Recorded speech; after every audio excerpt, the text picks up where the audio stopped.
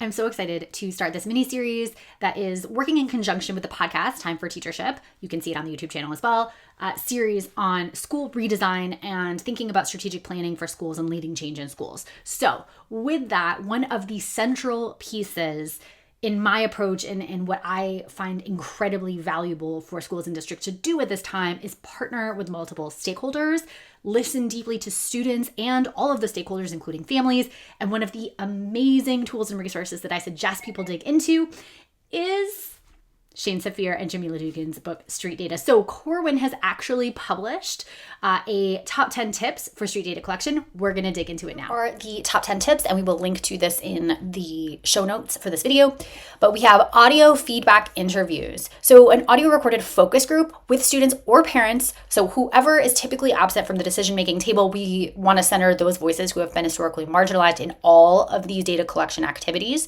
So here you would want to identify an equity challenge, invite the stakeholders, 30 to 45 minutes is suggested here, and then prepare. And ideally you share your questions that you've prepared to ask them in advance so they have time to think about their responses.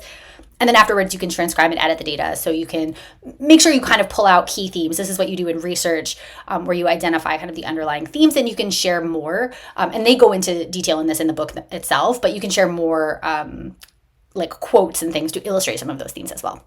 Okay, so listening campaigns, these are interviews or focus groups where you would go ahead and again, assemble some anonymous quotes by theme. So again, you're always kind of drawing the broader theme and using student voice, literal quotes to illuminate those themes.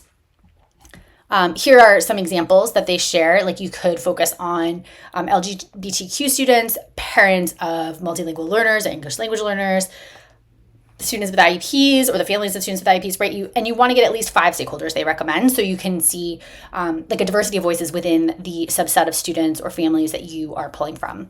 You can see a lot more here. So equity participation tracker, this is when you're in a class. So these are great for learning walks. You want to figure out who is being called on by the teacher, who is raising their hand, volunteering to speak, right? And how is feedback working? Like who's getting positive feedback and negative feedback, both verbal and like how does the teacher's face respond to some students or some actions by some students, right? And then you could break it down by race, gender, all sorts of different factors and demographics. So you can kind of study that.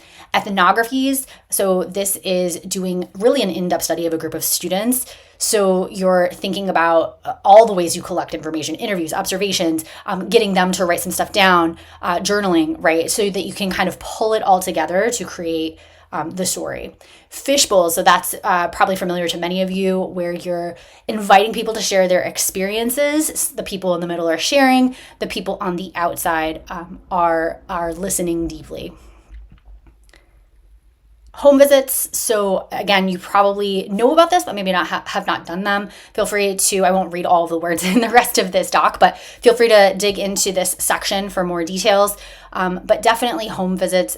Ensure you have family voice as well as a bigger picture of the student's experience outside of school. Shadow a student. So throughout the day, go everywhere, the student goes. You can also do this with teachers as well, but give you a fuller picture of the student experience at school beyond just one classroom visit. Equity focused classroom scan. So this could be like who's in the gifted classes, right? Who is in the AP classes, all sorts of stuff. And so again, you could break this down by different demographics to give a sense of like who's here in each of these rooms and how are they potentially like being segregated from one another.